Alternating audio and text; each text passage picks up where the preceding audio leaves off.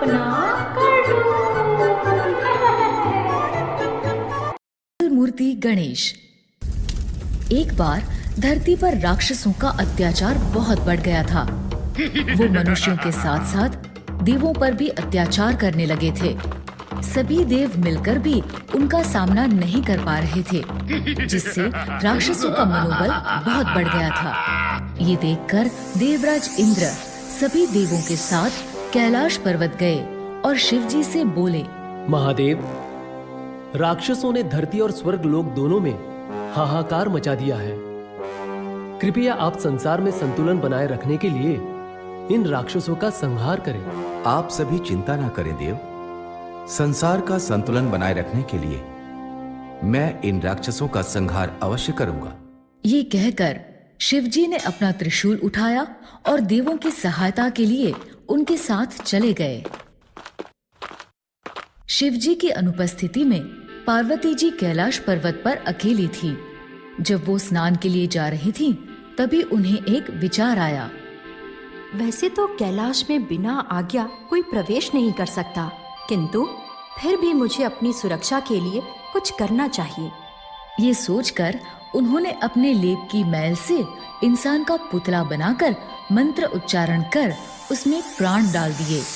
पहली श्वास लेते ही उस बालक ने पार्वती जी से पूछा, मैं कौन हूँ?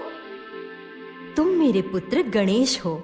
मैं स्नान के लिए जा रही हूँ। तुम कुछ देर द्वार पर पहरा दो और जब तक मैं स्नान कर रही हूँ तुम किसी को अंदर प्रवेश मत करने देना।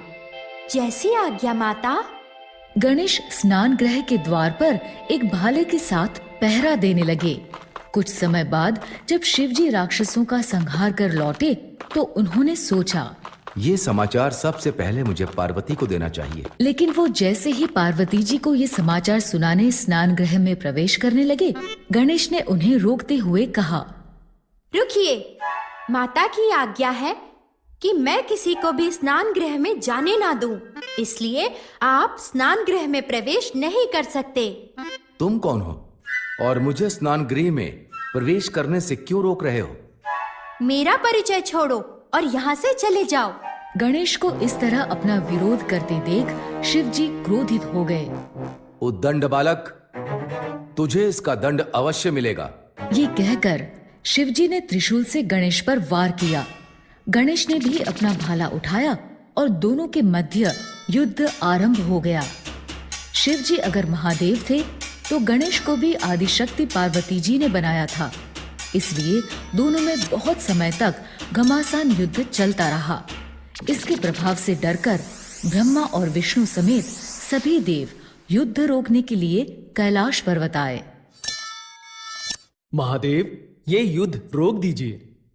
पुत्र गणेश, तुम महादेव से अपने अपराध के लिए क्षमा मांग लो और इस संघर्ष को विराम दो। क्षमा मुझे नहीं, क्षमा इन्हें मांगनी चाहिए जो माता की आज्ञा सुनकर भी स्नान गृह में प्रवेश करना चाह रहे हैं।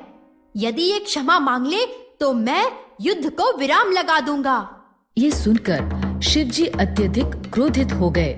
ब्रह्मा जी ने चिंतित स्वर में गणेश से कहा, अपनी गलती मान लो बालक, नहीं तो महादेव के क्रोध से तुम्हें कोई नहीं बचा सकेगा।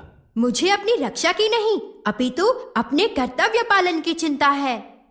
रहने दीजिए ब्रह्मदेव, मुझे इस दुष्ट बालक को दंडित करना ही होगा।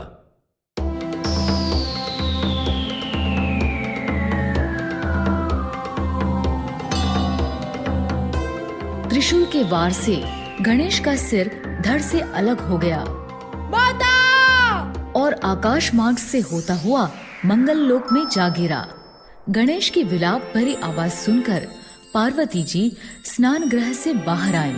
जब उन्होंने गणेश का मृत धड़ जमीन पर पड़ा देखा तो वो बहुत दुखी हुई और रोते रोते बोली, पुत्र गणेश, हे देव, ये आपने उचित नहीं किया। आप जल्दी से मेरे पुत्र को जीवित कीजिए। क्रोध में आपसे बहुत अनुचित कार्य हो गया है महादेव, इसलिए आपको गणेश को जीवित करना ही होगा। अब तक शिवजी का क्रोध भी शांत हो चुका था।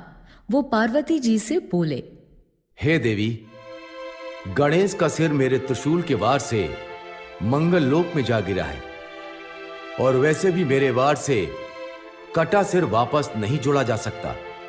इसलिए क्षमा करना देवी, लेकिन गणेश को जीवित करना असंभव है। ये सुनते ही पार्वती जी क्रोधित हो गईं। हे देव, यदि आपने मेरे पुत्र को जीवित नहीं किया तो मैं सारे संसार को अपनी क्रोध की अग्नि में भस्म कर दूंगी। इस पर ब्रह्मा जी कुछ देर सोचकर बोले, महादेव, बालक गणेश को जीवित किया जा सकता है। किसी ऐसे बालक का सिर जिसे आपके त्रिशूल से ना काटा गया हो, बालक गणेश के धड़ से जोड़ा जा सकता है। इसलिए महादेव, आप अपने गणों को आदेश दीजिए कि वो उत्तर दिशा से किसी ऐसे बालक का सिर लेकर आएं जिसका चेहरा उत्तर दिशा में हो और जिसकी मां उसकी तरफ पीट करके सो रही हो। शिव जी समेत सभी देवों को ब्रह्मा जी की ये बात सही लगी। शिव जी ने अपने गणों को आदेश दिया। आदेश पाकर सभी गण उत्तर दिशा की ओर चल दिए।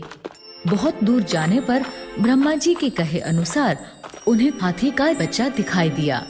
इस हाथी के बच्चे का मुख उत्तर दिशा की ओर है और इसकी माँ भी इसकी तरफ पीट करके सो रही है। गण उस हाथी के बच्चे का सिर लेकर कैलाश पर्वत लौट आए।